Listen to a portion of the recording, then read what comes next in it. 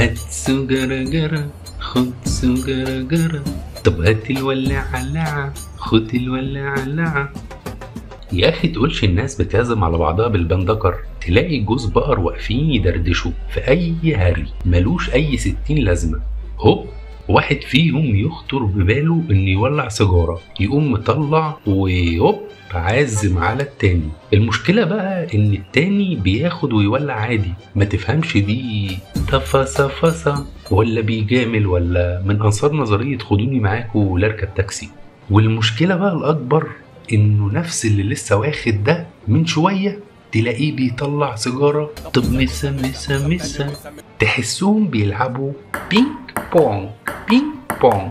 ولأن الإنسان كائن عالق في شهواته، تحولت من كوكو الضعيف لسيجارة محشية. عادي كل 2 متر مربع تلاقي مسطول. حتى صاحبي هناك هو قاعد، آخر مرة شفته فايق فيها كانت في رمضان قبل المغرب، عشان بعد المغرب كان طب أحلى مسا. تخيل. ومش بس صاحبي ده، الحاج اللي هناك ده والشبح اللي قاعد جنبه برضه بيشرب. حتى القهوجي والطفل الصغير المسكين لسه ما اتفطمش بيشرب برضه. انت مستغرب؟ ايوه الطفل بيشرب، ما هو بيشم القرف اللي طاير في الجو ده حواليه. المشكلة اني حاولت اقنعهم بس كل واحد فيهم مقتنع باللي في دماغه، مش فاهمين او مش فايقين. برضه مش مصدقني؟ طب يلا بينا نشوف. بس للأسف ما ينفعش أكلمهم بشخصيتي دي، لازم أكلمهم بشخصية زقلط. فلنستحضر روح زقلط. أنا دلوقتي زقلط.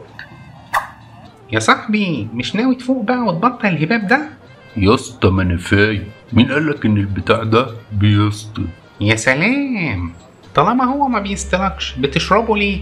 عشان اعرف اعيش واتعايش واحل مشاكلي. يا عم تنيل، هو احنا عارفين نحل مشاكلنا واحنا فايقين لما نحلها واحنا مساطيل؟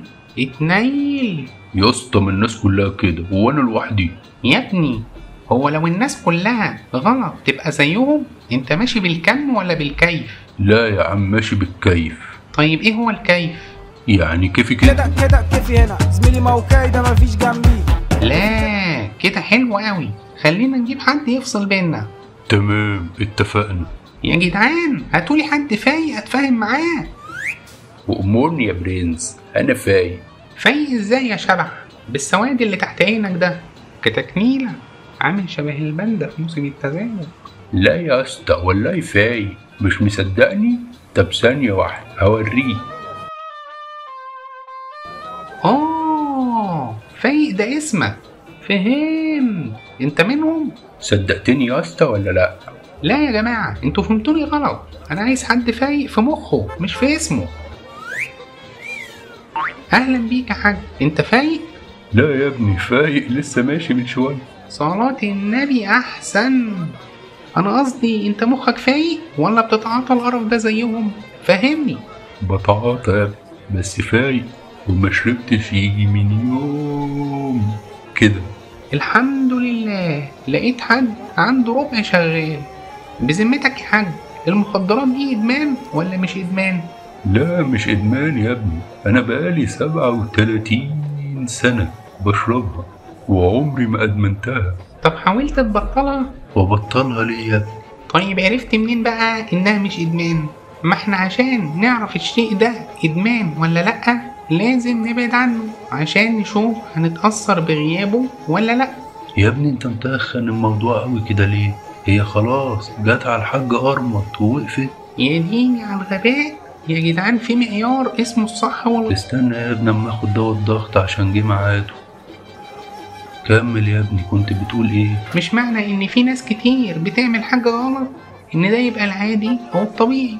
يعني لو الفئة دي كلها ضايعة تضيع انت كمان معاك. استنى يا ابني اما اخد دواء القلب الله يبارك لك.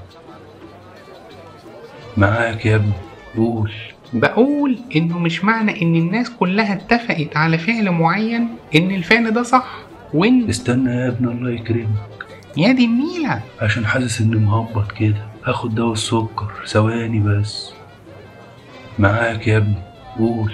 كنت بقول ان المخدرات حتى لو مش ادمان فيها خسارة للفلوس، وكمان يا عمي يا مفلوس، هي الفلوس اتعملت ليه؟ مش عشان ننبسط بيها؟ ولا انت ايه رأيك؟ شايف المخدرات عملت ايه في صحتك؟ اللي عملته في شبابك انعكس على صحتك يا ابني دلوقتي. ما تعلليش ضغط، الله يكرمك، ما الناس كلها كده، جت عليا انا ووقفت. يوه، بقولك ايه يا حاج، ناولني حباية من بتاعة الضغط الله يبارك لك. ها اقتنعت يا ابني؟ لا اتفقعت.